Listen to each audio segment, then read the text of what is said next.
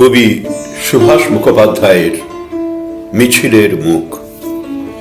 মিছিলে দেখেছিলাম একটি মুখ, মুষ্টিবদ্ধ একটি শাড়িত হাত আকাশের দিকে নিক্ষিপ্ত, বিস্তস্ত কয়েকটি কেশাগ্র আগুনের শিখার মতো হাওয়ায় কম্পমান। ময়দানে মিশে গেলেও ঝঞ্ঝাক্ষুব্ধ জনসমুদ্রে ফেরিল চূড়ায় ফসফরাসের মতো জলজল করতে থাকলো মিছিলের সেই মুখ। সভা ভেঙে গেল, ছত্রাকারে ছড়িয়ে পড়ল ভিড়, আর মাটির দিকে নামানো হাতের অরণ্যে পায়ে পায়ে হারিয়ে গেল মিছিলের সেই মুখ। আজও দুবেলা পথে ঘুরি, ভিড় দেখলে দাঁড়াই, যদি কোথাও খুঁজে পাই মিছিলের সেই মুখ। কারো বাঁশির মতো নাক ভালো লাগে, কারো হরিণের মতো চাকুনি নেশা ধরায়, কিন্তু হাত তাদের নামানো মাটির দিকে।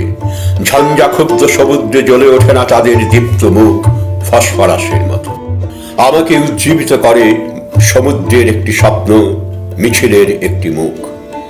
অন্য সব মুখ যখন দুর্মূল্য প্রসাধনের প্রতিযোগিতায় কুৎসিত বিকৃতিকে চাপার চেষ্টা করে, পচা সবের দুর্গন্ধ ঢাকার জন্য গায়ে সুগন্ধি ঢালে, তখন অপ্রতিদ্বন্দ্বী সেই মুখ নিষ্কষিত তরবারির মতো জেগে উঠে আমাকে জাগায়। অন্ধকারে হাতে হাত তাই গুঁজে দিই আমি নিষিদ্ধ এক ইস্তাহার। জরাজীর্ণ ইমারতের ভিত ধসিয়ে দিতে ডাক দিই, যাতে উদ্বেলিত মিছিলে একটি মুখ দেহ পায়, আর সমস্ত পৃথিবীর শৃঙ্খল মুক্ত ভালোবাসা দুটি হৃদয়ের সেতু পথে পারাপার করতে পারি।